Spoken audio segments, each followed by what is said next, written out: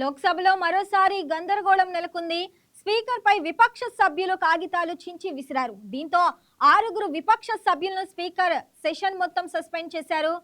హైబీడెన్, అమరీందర్ సింగ్, రాజా warning, Manikanta Tagore, Gurjit Singh, Kiran Kumar Reddy suspend అయిన వారిలో ఉన్నారు.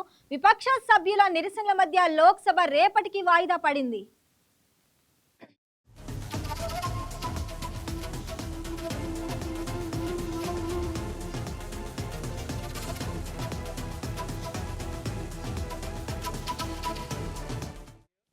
పొరుగు దేశం చైనాతో సరిహద్దు వివాదంపై రాహుల్ గాంధీ మరోసారి లోక్సభలో గళమెత్తారు. మాజీ ఆర్మీ చీఫ్ జనరల్ రణవీని రాసిన 4 స్పోర్ట్స్ ఆఫ్ డెస్టినీ అనే పుస్తకంలోని అంశాలను సభలో మరోసారి ప్రస్తావించారు.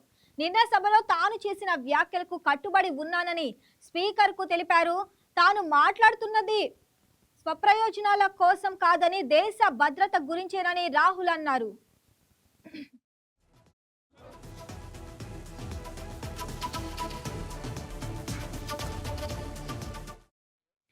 దీంతో రాహుల్ వ్యాఖ్యలపై ఎన్డీఏ సభ్యులు తీవ్ర అభ్యంతరం వ్యక్తం చేశారు. లదక్ లో మన సైనికులు ఎంతో మంది ప్రాణాలు కోల్పోయారని రాహుల్ గాంధీ కామెంట్ చేశారు. కానీ లదక్ పై చర్చించేందుకు ప్రభుత్వం ఎందుకు వెనకాడుతుందో సమాధానం చెప్పాలని డిమాండ్ చేశారు. అనంతరం సీట్ల నుంచి లేచిన కేంద్ర మంత్రులు రాహుల్ గాంధీ వ్యాఖ్యలపై ఆగ్రహం వ్యక్తం చేశారు. ఇరుపక్షాల వ్యతిరేక నినాదాలతో లోక్సభ దద్దరిల్లింది. ఈ క్రమంలోనే సభలో రాహుల్ గాంధీని మాట్లాడేందుకు అవకాశం ఇవ్వాలని విపక్ష సభ్యులు స్పీకర్ పైకి పేపర్లు చించి విసిరేశారు. దీంతో స్పీకర్ సభను మధ్యాహ్నం 3 గంటల వరకు వాయిదా వేశారు.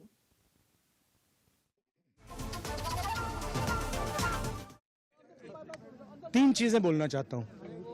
पहली चीज बोलने नहीं दे रहे हैं. मोदी जी घबराए हुए हैं. आपने देखा जो ट्रेड डील 4 महीने से रुकी हुई थी. 4 महीने से कुछ बदला नहीं. किसी न किसी कारण, जो मैं जानता हूं नरेंद्र मोदी जानते हैं. नरेंद्र मोदी जी ने कल शाम उस डील को साइन कर दिया. नरेंद्र मोदी जी पर प्रेशर है, भयंकर प्रेशर है. और नरेंद्र मोदी जी का जो इमेज का गुब्बारा है, जो हजारों करोड़ रुपए लेकर बनाया गया था, वो फूट सकता है. इशू ये नारावाने की स्टेटमेंट नहीं है, ये साइड शो है. और वो भी जानते हैं, मैं भी जानता हूं. मेन बात ये है कि हमारे प्रधानमंत्री को कॉम्प्रोमाइज कर दिया गया है. किसने किया है, कैसे किया है, ये हिंदुस्तान की जनता को सोचना है.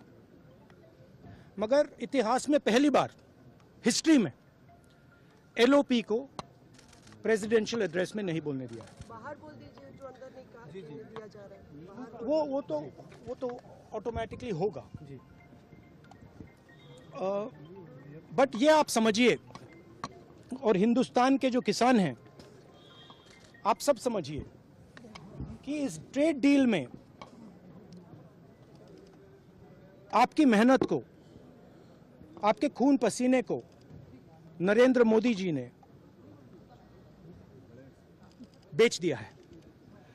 और वो इसलिए बेचा है क्योंकि ये कॉम्प्रोमाइज्ड है. सिर्फ आपको नहीं बेचा है, देश को बेचा है. इसीलिए मुझे वहां नहीं बोलने दे रहे. नरेंद्र मोदी जी डरे हुए हैं